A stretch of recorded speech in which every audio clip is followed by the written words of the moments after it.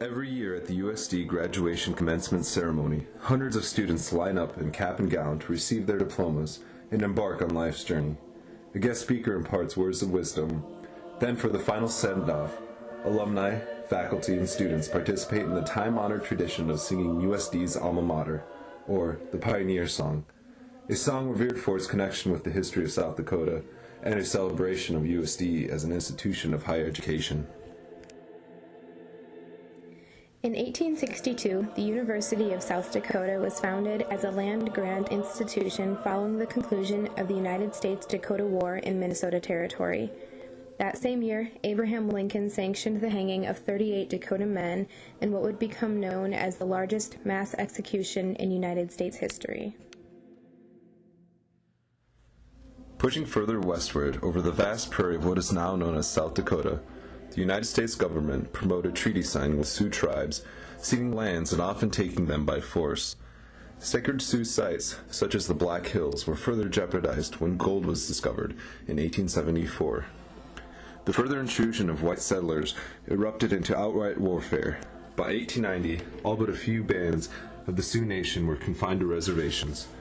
A small band of mostly unarmed Miniconjou seeking refuge at Pine Ridge in the winter of 1890 met the U.S. 7th Cavalry, the regiment formerly led by George Armstrong Custer. The confrontation resulted in the massacre of 250 Miniconjou men, women, and children. Just 1 year earlier, in 1889, South Dakota was accepted into the Union.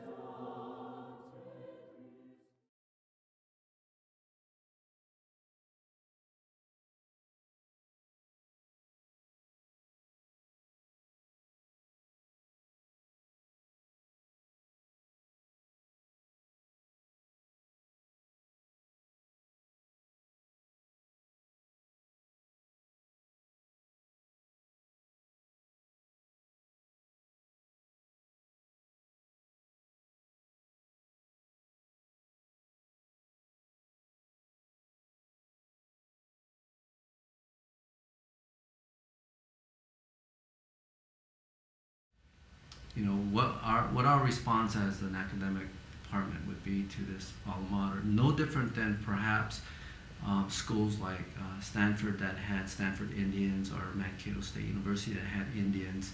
There has to be some kind of dialogue about representation, if you will, not only in terms of, let's say, mascots, but even the wording and of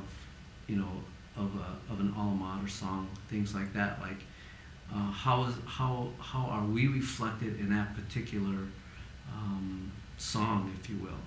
So when I first heard the alma mater as a new faculty member, I was very surprised by it, because it seemed to me to be endorsing and even glorying in perspectives that I understood to be in error, potentially racist, contributing to a sort of imperial and colonial mindset that should have been dispatched many years ago. And so that this would be sung at the commencement of my institution was very surprising.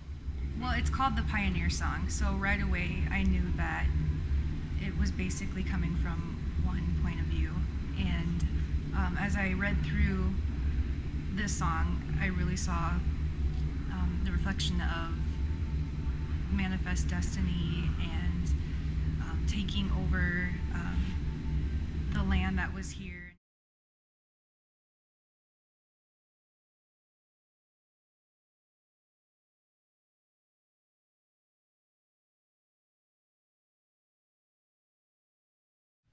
Do we really have to say that this is racist or sexist or anything? Or can we just say we want something new and better? We have to make it clear that we're explaining and not complaining. And that is, I think, the most critical thing we have to let people understand, is that it is an up and up intellectual interrogation and engagement of something like that.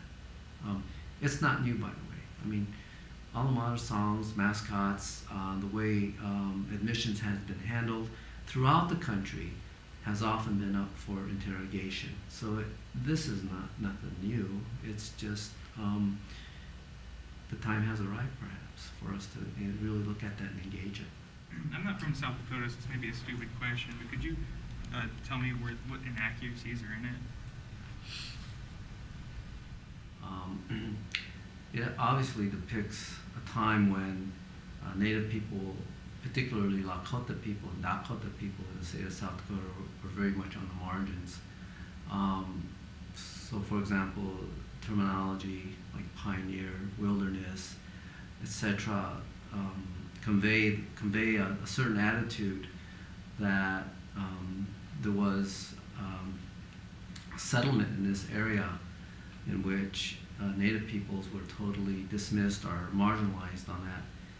You can also see that, let's say, for example, when you go to the state capitol in Pierre and you go to the rotunda and some of the paintings and things they have up there depict pretty much a white perspective of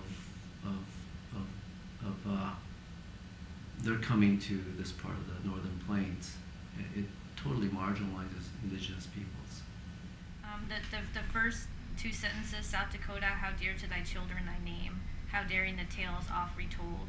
During that time, in 1902, there were numerous boarding schools here in South Dakota. We all know that history for Lakota people.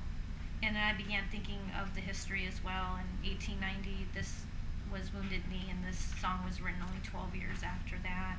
And I just felt like that this song today is inconsistent and incongruent with 21st century worldviews.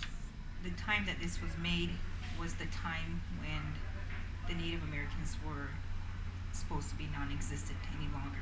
I think it's a celebration of, what an alma mater should be, is a celebration of the past and somehow a anticipation of the future. So I think it ought to be a song that bridges the past with the future. As far as our current alma mater song, I think in some ways it does a good job of that. The first two paragraphs particularly. I know the argument has been made that there's